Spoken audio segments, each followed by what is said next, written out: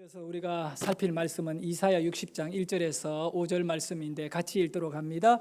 일어나 빛을 발하라. 이는 내 빛이 이르렀고 여호와의 영광이 내 위에 임하였음이니라. 보라, 어두움이 땅을 덮을 것이며 캄캄함이 만민을 가리려니와 오직 여호와께서 내 위에 임하실 것이며 그의 영광이 내 위에 나타나리니 나라들은 내 빛으로 왕들은 비치는 내 영광으로 나오리라.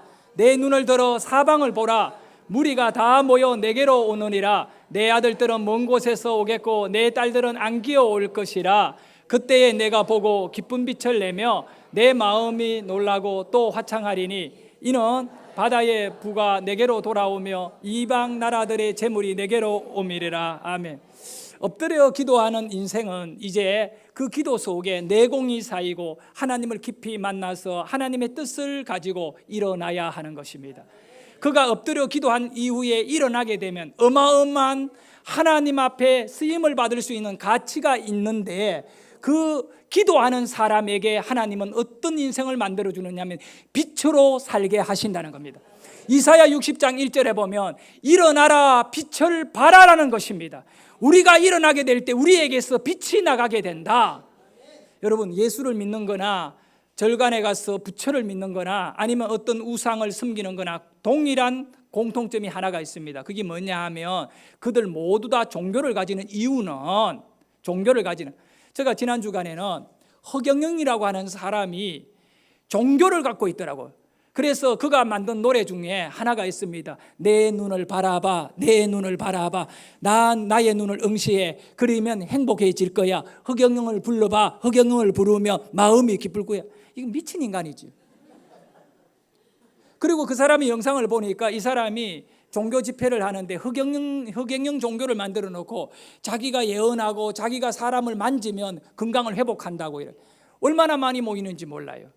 세상에는 정신 나간 교주가 있는가 하면 정신 나간 그게 따라다니는 사람들이 수억 원을 허경영에게 헌금하면서 그렇게 하는 것이에요. 그래서 나름대로의 종교적인 이유가 있겠지만 이런 종교들도 가지는 목적이 뭐냐? 세상의 모든 종교의 공통점은 우리가 갖고 있는 어두움을 벗어버리고 빛으로 나가고 싶은 거예요. 기독교도 똑같습니다. 세상의 어두움을 벗어버리고 빛으로 나가는 것입니다. 그런데 오늘 이사야 60장 1절에서는 일어나서 빛을 발하라고, 너희들이 빛이라고 우리에게 말씀하고 있습니다. 여러분, 마태복음 5장 14절에 보면 예수님이 이 땅에 오셔서 말하는 말씀이 있습니다. 너희는 세상에 뭐라고요? 빛이다. 너희가 누구냐? 우리를 말하는, 예수님의 제자는 빛이다. 그 빛의 특징이 뭘까요? 네가 빛이기 때문에 어떠해라는 겁니까? 너희는 드러나게 된다. 드러나게 된다. 어디에? 세상에 드러나게 된다. 이 가치 있는 존재가 된다는 겁니다. 빛이기 때문에. 그리고 또 요한복음 1장 9절과 10절에 보면 이런 말씀이에요. 참빛 곧 세상에 와서 각 사람에게 빛이에요. 빛이 있어 난, 이게 예수님이거든요. 빛이 각 사람 머리 위에 비쳤다는 거예요. 그래서 그 빛을 받은 사람은 일어나게 되는데, 가짜 빛이 너무 많은데 참빛이 아닌 이 이단들도 있고 다른 종교들이 여기는 참 어두움을 몰아낼 만한, 죽음을 몰아내는 만한 능력이 없지만 예수님은 참빛이 되시는 겁니다. 그래서 우리가 예수님의 빛을 받은 사람, 예수님의 말씀을 받아 먹는 사람은 요한복음 15장의 말씀과 같이 너희가 내 안에 있고 내 말이 너희 안에 있을 때에는 너희가 무엇이든지 기도하면 다 이루리라. 이 빛이 있는 자는 일어나게 되면 성취의 역사가 일어나고 변화의 역사가 일어나고 절망을 걷어내버리고 희망 속의 사람들을 끌고 갈 수 있는 능력자가 되는 것입니다. 그러므로 빛을 받은 사람들은 주저앉아 있을 수 없습니다. 여러분, 아침에 해가 뜨게 되면 계속 침대에 누워 있으면 이거 문제가 있는, 병자라든가 폐인이라든가 문제가 있는 사람이에요. 하지만 이 해가 떠오를 때, 빛이 세상에 드러낼 때 일어나면, 일어나서 밥 먹고 옷 입고 단장해서 세상에 나가 일을 해야 되고 공부를 해야 되고 이렇게 역사가 일어날. 하나님은 오늘 여러분에게 여러분이 하나님의 말씀을 받은 자로, 하나님의 말씀이 여러분 안에 있음으로 인하여 빛이 있는 자가 되어 나가서 그 빛을 드러내게 하는 줄 믿으시기를 바랍니다. 그러므로 우리가 가는 곳곳마다 어두움이 떠나가게 될 줄 믿으시기를 바랍니다. 이 빛이 우리에게 있음을 의심하지 않아야 됩니다. 마귀는 언제나 어두움을 몰고 와서 우리를 괴롭히는, 아주 깜깜한 어두움을 마귀가 몰고 와가지고 이 사울이라는 청년의 가슴 속에 심어버렸습니다. 이 사울이라는 사람은 이 영적으로 어두워졌기 때문에 예수 그리스도를 알아보지 못하고 예수 믿는 사람을 잡아 죽이는 것이 자기가 마땅히 해야 될 일인 줄 알았습니다. 그래서 스데반 집사, 복음 전하는 설교하는 설교자를 강단에서 끌어내려가 돌을 던져 주겠다고 생각해 보세요. 얼마나 하나님 앞에 잔인한 이런 저주받은 인생입니까? 안 그렇습니까, 여러분? 그리고 그가 계속적으로 그의 이 가슴에 이 심령의 어둠이 꽉 차 있기 때문에 다른 사람들을 끌고 어디로 가느냐 하면 다메섹으로 가는 겁니다. 다메섹에 예수 믿는 사람, 그 사람들까지 잡아가지고 감옥에 넣고 죽이고 괴롭히려고 그렇게 권세를 부리며 세상 권세의 어두움, 세상 권세를 앞세운 어두움의 앞잡이가 된 것입니다. 그리고 그 길을 가는데 이제 하나님께서 사울을 만지기 시작합니다. 어떻게 합니까? 가장 첫 번째 나타난 특징이 있어요. 강력한 빛이 사울에게 비춰버린 것입니다. 두 번째는 소리가 들렸습니다. 사울아, 사울아, 어찌하여 네가 나를 핍박하느냐. 그때 일단 가는 길을 더 이상 갈 수가 없습니다. 왜냐하면 너무 강한 물리적인 빛이 이 사울의 눈에 들어옴으로 인해, 강한 빛이 들어오면 육신의 눈이 어두워져 버려요. 여러분 한번 해를 쳐다보세요. 30분만 해 바라보면 시신경이 다 죽어버려요. 우리 눈은 적당한 밝기를 봐야 돼요. 그런데 이 사울이라는 사람이 하늘에서 비춰오는 이 영적인 강력한 빛을 보는 순간에 눈이 멀어버렸습니다. 못 보는 건 더듬어야 돼요. 그런데 너무 신기한 것은 이 영적인 것은요, 개별적인 것이에요. 이 사울 옆에 무장한 군인들이 수십 명이 있었는데 아무도 그 빛을 못 봅니다. 아무도 그 소리를 못 듣습니다. 지금 어떤 분은 설교를 들으면 은혜를 받아가지고 그 심령 속에 하나님의 나라에 그 하늘이 열려버렸는데 어떤 사람은 졸고 앉아 있을 수 있다. 이 영적인 것은 개별적인 것입니다. 그런데 이 사울이 이 강한 빛을 받고 난 다음에 변화된 것입니다. 사랑하는 여러분, 참 빛이 예수신데 예수가 사울이라는 사람을 만나버리니까 이 사울은 복음의 위대한 일꾼으로 쓰임받게 되는 것입니다. 문제는 빛이다라는 겁니다. 내게 빛이 있느냐 없느냐. 근데 오늘 이사야 선지자는 수백 년 전에, 예수님이 오시기 수백 년 전에 예언합니다. 일어나서 빛을 발하라고. 하나님의 영광의 빛이 너의 머리 위에 임하였느니라.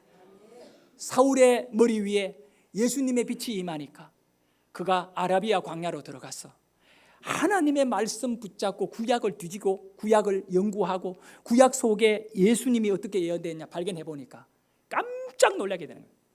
우리 예수님은 구약에 예언한 메시아였다는 거예요. 그래서 그가 복음의 일꾼이 되는 것입니다.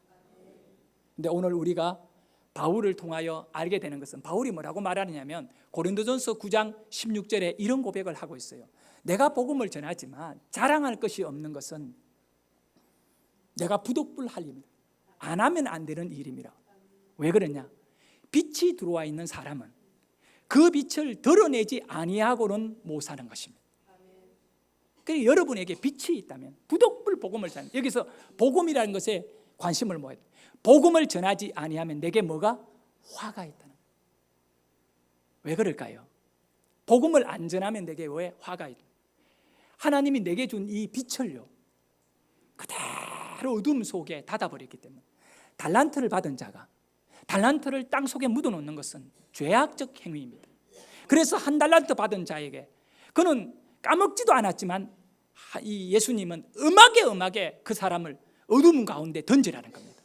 여러분이 복음을 드러내지 않는다면, 예수의 참빛을 가정의 삶을 통하여 직장에서 또 우리 교회 안에서 서로 드러내지 않는다면 여러분은 바로 어둠 속에 여러분 자신을 묻어놓는 것과 똑같기 때문에, 그렇게 묻어놓은 자는 전부 다 어둠에 던진다는 거예요. 슬피 울며 이를 갈미 있을 거라 그래요. 우리가 새해에는 정말 예수의 빛을 온전히 세상 속에 나타낼 수 있으므로 여러분이 그 속에서 멋지게 승리하기를 원합니다. 문제는 여러분이 빛을 드러낼 수 있는 능력이 어디에서 오느냐 이거예요. 그것은 기초신앙이 좋아야 된다는 거예요. 기본이 튼튼해야 됩니다. 세상의 모든 높낮이가 있는 것, 레벨이 있는 것, 그것은 운동들 보십시오. 이 골프를 얘기했는데 골프 칠 적에 기본 자세가 안 되면 절대로 골프 잘 못 칩니다. 잘 안 됩니다. 저 친구가 나보고 늘 하는 얘기가 나보고 골프 좀 레슨을 받아래요. 그래서 저는 레슨을 안 받아요. 왜 안 받느냐 하면 그 뭐 받아봤자 나는 발전이 없을 거랑 아는. 그런데 그게 내가 틀린 거예요. 내가 만약에 훌륭한 그런 어떤 지도자에게 레슨을 받으면 골프도 잘 칠 수가 있겠지요. 안 그렇겠습니까, 여러분? 그런데 내가 레슨을 안 받으니까 뭐 골프장에 나간들 내가 잘 칠 수도 없는 거예요. 공만 맨날 잃어버리고 같이 치는 사람들 스트레스만 주니까 그래서 나는 골프장에 안 나가는 거예요. 나도 스트레스 받고 옆에 사람도 스트레스 받는 일을 왜 합니까? 그럼 또 하나님도 스트레스 받고.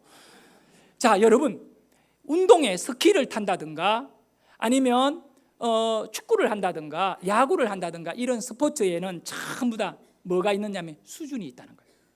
초등학생이 치는 탁구하고 국가대표가 치는 탁구는 똑같은 채를 잡고 똑같은 탁구 다이다 하더라도 수준은 어마어마하게 다른 거예요.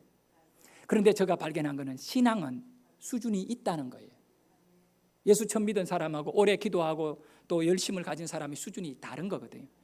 모든 수준이 있는 것은 뭐가 좋아야 된다? 기초가 좋아야 돼요. 여러분의 믿음이 강력한 빛으로 어둠을 완전히 몰아내고 가정이 변화되고 여러분의 인생에 탁월한 역사가 일어나기 위해서는 어떻게 되냐? 기초를 튼튼히 하는 믿음이어야 돼요. 그러면 기초가 뭔지를 말씀드리고 싶어요. 그 기초는 바로 말씀입니다.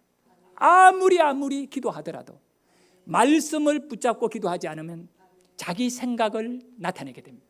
그 사람의 특징이 뭐냐면 말꾼이 됩니다. 열심을 더 내면 낼수록 더 많은 말꾼이 돼요. 그러나 말씀을 오직에 붙잡은 사람은 기도하면 할수록 어마어마한 능력이 그 사람 속에 공급되고 일터에 나가면 강력한 역사가 일어나게 되는 거예요. 결론은 여러분 말씀을 붙잡았느냐 안 잡았느냐. 오늘 설교 제목이 뭐냐 하면 말씀을 오직에 붙잡자입니다. 오직에. 한번 따라합니다. 오직에. 우리 아들이 일부 예배를 마치고 저에게 오가 아빠 왜 급식들이 쓰는 비속어를 사용하느냐. 여러분 급식이 뭔지 알지요? 중딩들 고딩들 학교 다니면서 급식 먹는 애들을 이제 청년들이 비꼬아 가만히 급식들의 언어대 오달지다 뭐 오지다 뭐 오지게 간다 이게 비속어로 썼는데 사실은요 그거를 잘못 그렇게 적용했어요. 이 전라도 사투리예요. 오지다는 말은 전라도 사투리인데 사전을 찾아보니까 오달지다의 약자입니다. 얼마나 좋은 용어인지 몰라요. 오달지다는 뭐냐면 열매가 꽉 찼다는 말이에요. 이 좋은 말씀이에요. 열매가 꽉 찼다는 것이 오달지다. 옆에 분을 쳐다보면서 한번 말 오달지네요. 오달지다. 교회도 하나님의 교회가 참빛 속에 강력하게 말씀을 오달지게 붙잡으며 정말 오달진 교회가 될 줄 믿습니다. 우리 새의 삶이 결실이 아주 꽉 찬 열매와 있는 오달진 성도가 되려면 어떻게 해야 되느냐면 기초가 튼튼해야 되는데 방법은 하나님의 말씀을 오직에 붙잡아 버려야 돼요. 오직에 붙잡아야 돼요. 말씀을 오직에 안 붙잡는 성도에게 하나님이 하는 방법이 오직에 두드려 패버리기를 소원합니다. 오직에 두드려 맞으면 정신을 딱 차리고 오직에 말씀 붙잡고 승리할 줄 믿으시기를 바랍니다. 제가 어릴 때 시골에서 아주 연례 행사로 하는 일이 있는데 쥐 잡는 날이 있었어요. 동네의 개들이 쥐 잡는 날이 되면 약 먹고 비실비실 돌아다니는 이 쥐들을 얼마나 물어 죽이고 먹어가지고 개가 여기저기 개 거품 물고 죽는지 몰라요. 개는 죽을 때 쥐약 먹으면 꼭 개 거품을 뭅니다. 자 보십시오. 자 일시에 쥐를 잡자. 마귀도요 우리에게 쥐약 놔놓고 우리 보고 먹으라거든요. 근데 우리가 덥석덥석 먹다가는 막 전부 다 비실비실거리고 다 죽어버립니다. 또 포스터 바꿔가 볼까요? 다 같이 쥐를 잡자. 얼마나 쥐가 많았는지. 어릴 때 우리 방에 셋집이었는데 그 조그마한 방 한 칸에 가족들이 다 사는데 막 천정이 뻥 뚫리고 비가 내려가 여기저기 물이 막 이렇게 얼룩져져 있고 그런 집에 살았어요. 그 초가집이다 보니까 이 진흙에 흙이 이렇게 나중에 비가 많이 오면 스며들어 방에 비가 뚝뚝 떨어지면 이 세숫대야를 여기저기 받쳐놓고 걸레로 짜가지고 하는 게 밤에 잠도 못 자요. 자다가 막 세례 받고 이래요. 그 집에서 낮에 겨울이었어요. 동생하고 내하고 추우니까 밖에 못 나가고 어릴 때 둘이 딱 방에서 재밌게 놀고 있는데 초등학교 한 2, 3학년 때쯤 놀고 있는데 갑자기 전쟁이 두룩 두룩 가네요. 우리 그냥 의식 안 해요. 두룩 두룩 뭐냐면 쥐들이 왔다 갔다 하는 거예요. 늘 밤낮으로 돌아다니니까 그걸 그냥 의식 안 했는데 이놈의 쥐가 맹인인지 어떻게 된지 주먹만에 큰 쥐인데 이 여기저기 구멍이 뚫려 있잖아. 빗방울이 새고 이런데 그 구멍을 잘못 가다가 그게 훅 떨어져가지고 바닥에 툭 떨어졌던 거예요. 뭐가 갑자기 툭 떨어졌는데 우리가 놀고 있는 옆에 쥐 한 마리가 툭 떨어졌는데 깜짝 놀라게 동생도 나도 엄격결에 당한 일이라가 막 도망다니는데 쥐가 방문은 닫혀 있지 방 안에서 어떻게 하면 자기도 답답하니까 100원 못 끼워 올라가지. 그러니까 방을 막 뱅뱅뱅 도는데 우리도 일어나가 도망다니고 방 안에서 난리가 난 거예요. 그러다가 동생이 너무 무서우니까 엎드려 버렸어요. 엎드려 버렸는데 나는 뒤에 있었고 이놈의 쥐가 돌아다니다 오를 곳 없으니 동생을 못 알아보고 동생 등 뒤로 타가 올라와가 머리에다 딱 붙어붙는데 동생이 막 끼가버려 그 자리에서 기절할 뻔해요. 쥐라고 생각했을 때 이 얘기의 의미는 뭐냐면 그 정도로 쥐가 많았다는 거예요. 그러니까 국가 차원에서 쥐 잡는 날 쥐를 다 잡자 막 이런 포스터들이 얼마나 많은지. 혹시 그때 그 시대에 그 일을 압니까? 그거 아는 분들은 조금 이제 하나님 나라에 갈 준비들을 빨리 서두르. 그거 모르는 사람들은 아직 젊은 세대라고 생각합니다. 자, 그런데 그 마을에요 쥐를 잘 잡아먹는 개가 있어요. 근데 주인이 볼 때 이 똑똑한 개는 아주 위험한 개인 거예요. 쥐약 놓는 날 쥐약 먹은 쥐를 잡아 먹어버리면 죽잖아요. 그래서 주인이 이 개를 새롭게 훈련 단계를 높여가지고 어떤 경우에도 마귀가 던진 유혹에 넘어가지 않는 성도 만들듯이 개 주인은 개를 살리기 위하여 기초를 훈련시키는데 어떻게 하냐. 쥐가 흔해 빠졌으니까 쥐털에다가 쥐를 딱 잡아놓고 발에다가 끈을 작은 거 묶어놓고 개 있는 쪽에다가 쥐를 던져요. 그러면 이 개는 본성적으로 딱 쥐를 보면 확 깨물어 먹고 잡아버리거든. 그래서 쥐를 풀어놓으면 마당에 개가 딱 보고 달려가서 팍 물려고 하면 몽둥이를 갖고 가가지고 개를 오지게 두들겨 패버린 거예요. 이놈의 개는 쥐 한 마리 먹으려다가 막 얼마나 두드려 맞지 정신을 잃을 뻔할 정도로 맞은 거예요. 그 다음에 이 주인이 사랑하는 주인이 나를 왜 이렇게 팰까? 개는 이해를 못했어요.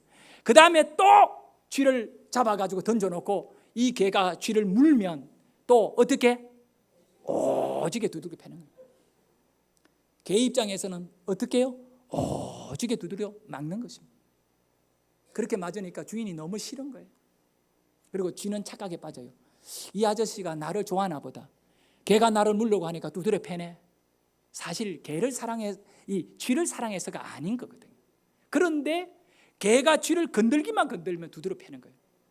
이런 날짜를 계속 이어가면서 개는 쥐가 너무 싫어지기 시작합니다.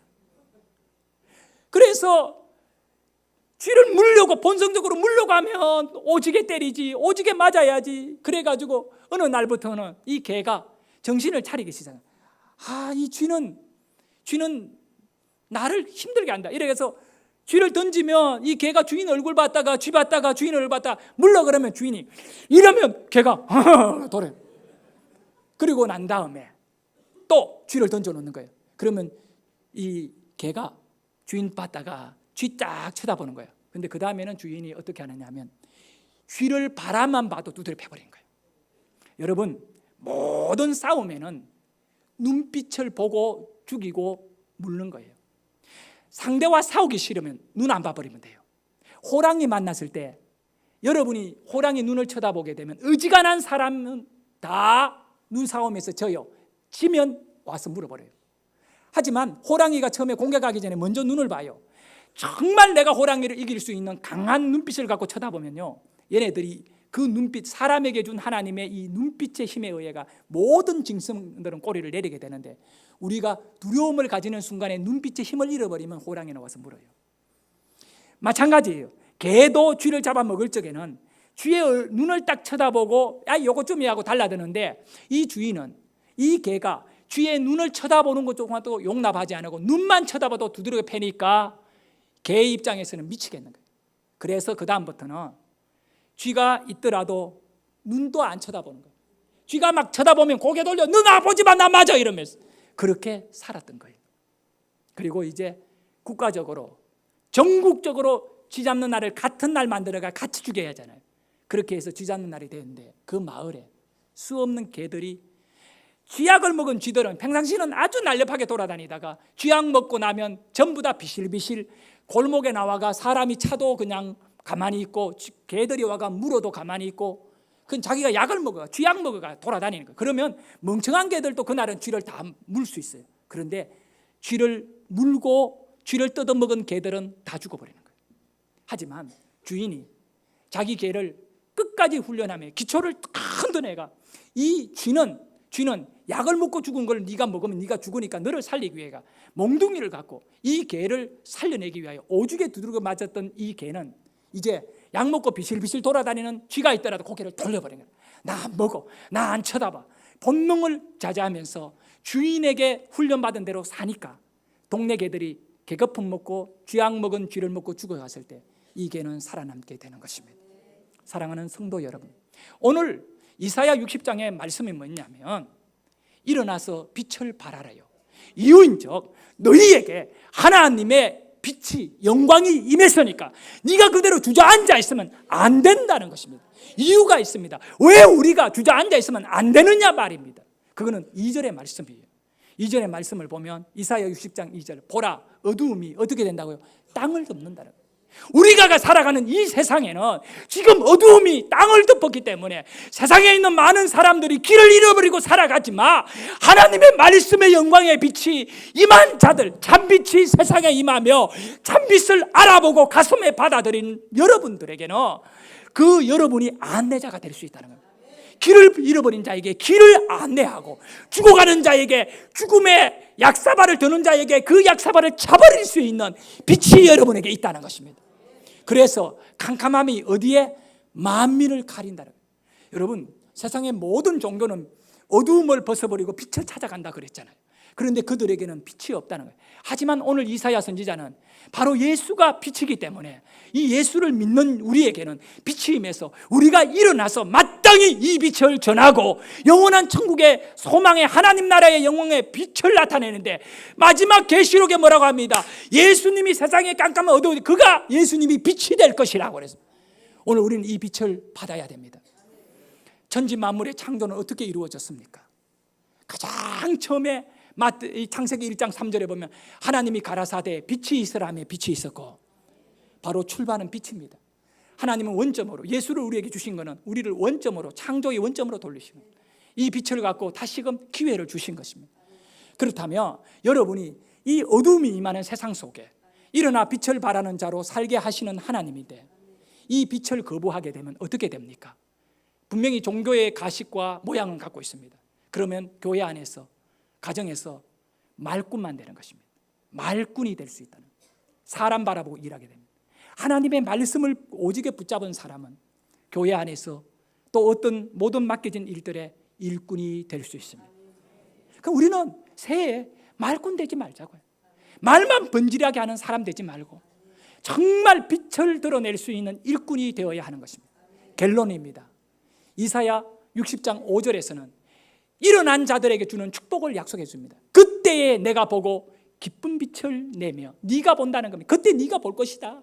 기쁜 빛을 냈는데 네 마음이 놀라고 화창하리니. 할렐루야. 나는 이 말씀이 너무너무 좋았습니다. 새해를 시작하면 이사야서를 읽으면서 이 말씀이 내 가슴에 몰려오는데, 하나님 그렇습니다. 내 마음이 놀라고 화창한 인생이 되게 해 주십시오. 그래서 이 말씀을 갖고 여러분에게 쓴 것입니다. 새해 여러분의 마음이 화창하기를 원합니다. 지금까지 어떤 어두움과 어떤 마음에 힘든 일이 있더라도 이제는 그거 다 어두움을 벗어버리고 말씀의 빛을 쫓아 일어나야 됩니다. 그러면 목사님, 그렇게 설교만 하지 마시고 우리 사모는 참 나보고 설교 잘한답니다. 진짜 잘해서 하는지는 나는 모르겠어요.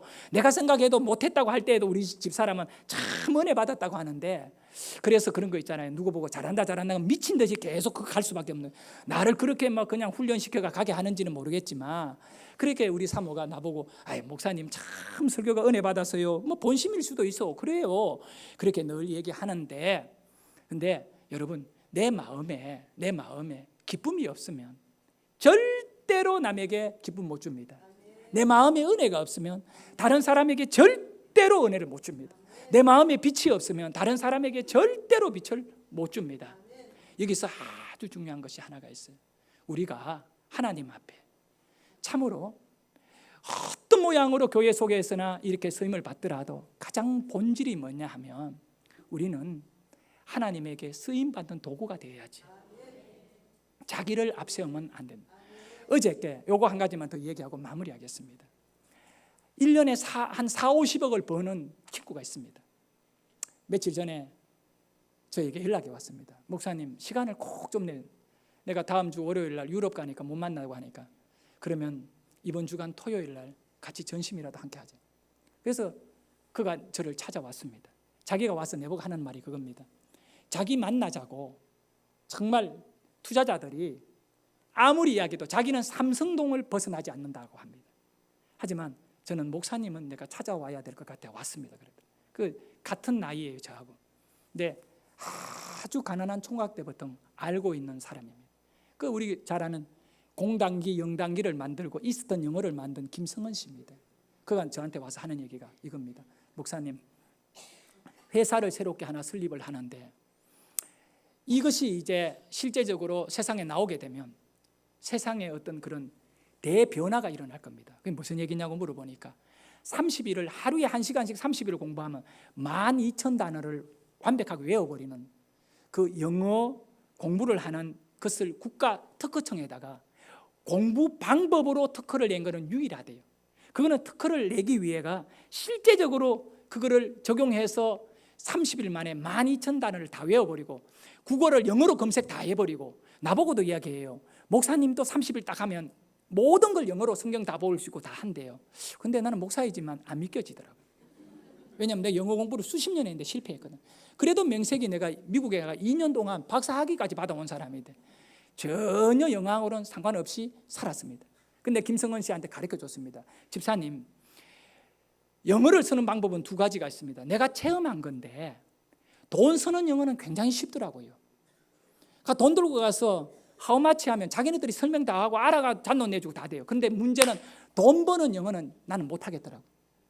여러분들이 쓰는 영어 할 건지 버는 영어 할 건지는 뻔히 알잖아요. 우리는 쓰는 영어 해야지 버는 영어 못하잖아요. 그런데 젊은이들은 돈 버는 영어를, 세계 시장이 얼마나 넓습니까? 그럼 우리 자녀들이 영어를 잘하게 되면 그들이 세계의 시장을 공략할 수 있는 위대한 인물이 되거든요. 그러면서 하는 얘기가 그것을 국가 특허까지 받았고 지금 7명의 직원이 밤낮을 세워가며 이걸 회사를 만들고 있는데 목사님의 조언을 받고 싶습니다 라고 말하길래 내가 이야기했어요. 하나님은 죄인도 쓰고 망나니 같은 인간도 쓰고 어떤 죄를 지어도 다 쓴다. 다윗 보아라고. 바세바를 그렇게 해도 다 썼다. 근데 하나님이 안 쓰는 사람이 하나가 딱 있다. 누구냐 하면 교만하면 안 쓴다. 집사님이 교만만 안 하면 하나님이 쓸 거니까 매일매일 엎드려 기도하고 그렇게 해라, 그렇게 얘기하고 헤어졌어요. 우리가 마찬가지입니다. 말씀을 가지게 되면 자연스럽게 겸손해집니다.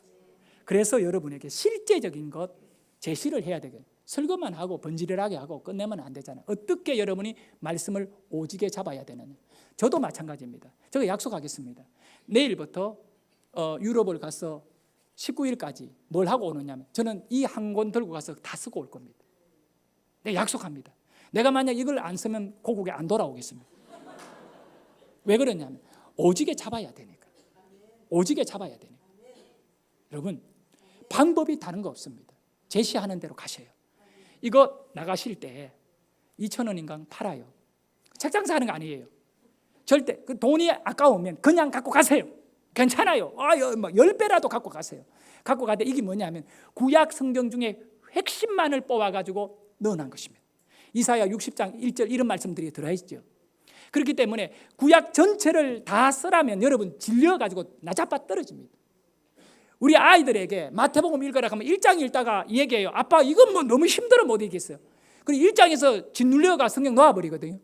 그래서 제가 그걸 알고 두꺼운 것이 아닌 가장 핵심적인 여러분의 영혼의 힘을 한 빛으로 강력하게 드러날 수 있는 귀한 말씀들만 뽑아서 이렇게 두껍지도 않고 얇지도 않도록 말씀을 창세기에서 말라기서까지 정리한 내용, 정리가 아니라 그대로 옮겨놓은 것입니다. 일부만. 그러니까 올 이 겨울에 여러분이 일어나 빛을 발하려면 말씀을 가져야 일어나는데, 사업을 하든 직장생활을 뭘 하든 되는데 이것을 꼭 서셔야 돼요.